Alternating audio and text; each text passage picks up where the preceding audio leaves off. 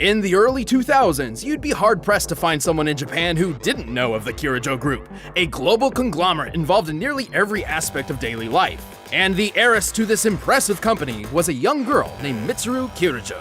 But unknown to her, the family company was into some pretty sketchy stuff. Her grandpa started experimenting with some sort of mental world called the Mind Place.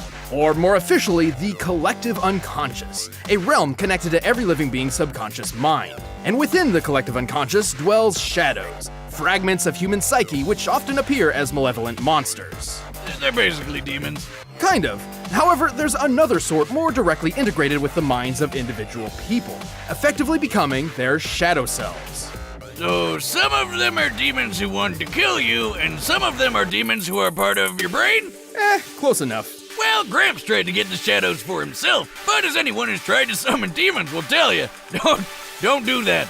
Trust me, it never works out. And when it does, it doesn't. Chaos incarnate erupted. The resulting explosion from his experiment released the shadows into reality to prey on an unsuspecting populace, and unveiled the Tartarus, a citadel between worlds. The Earth was drastically changed with a new dark hour, an extra hour of time occurring at midnight. Most folks didn't notice, though. The world basically freezes in time during the dark hour, including people.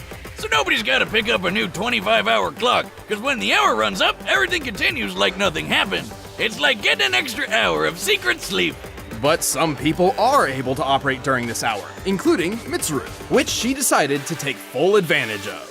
Yeah, she felt pretty guilty about her family basically ruining everything and sending hundreds of murder monsters into the world. So she swore to fix her grandpappy's mess. And while she's certainly skilled with a rapier thanks to her time in fencing club, a single sword would never be enough to combat the hordes of shadows. Luckily, her first experience with the Dark Hour helped her out in this regard. That's one way to put it. She and her dad were almost murdered by spooky shadows. But this event also led to an awakening. With the threat of death itself mere seconds away, Mitsuru dug deep within and found a new weapon, her shadow self. And that's how she became a person user. Persona user. Yeah, that's what I said.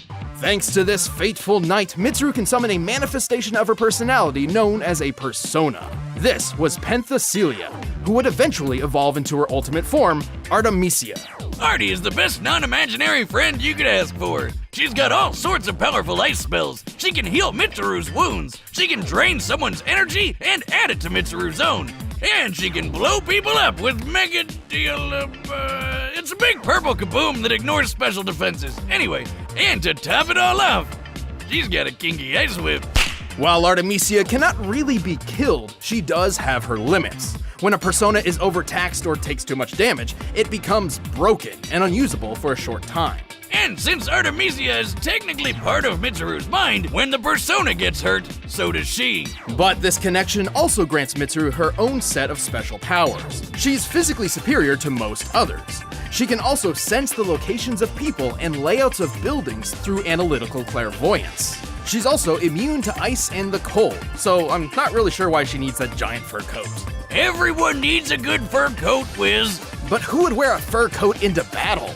You ever heard of goddamn barbarians?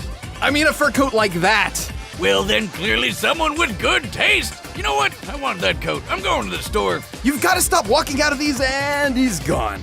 Well, then come back next week for the full episode of Weiss vs. Mitsuru.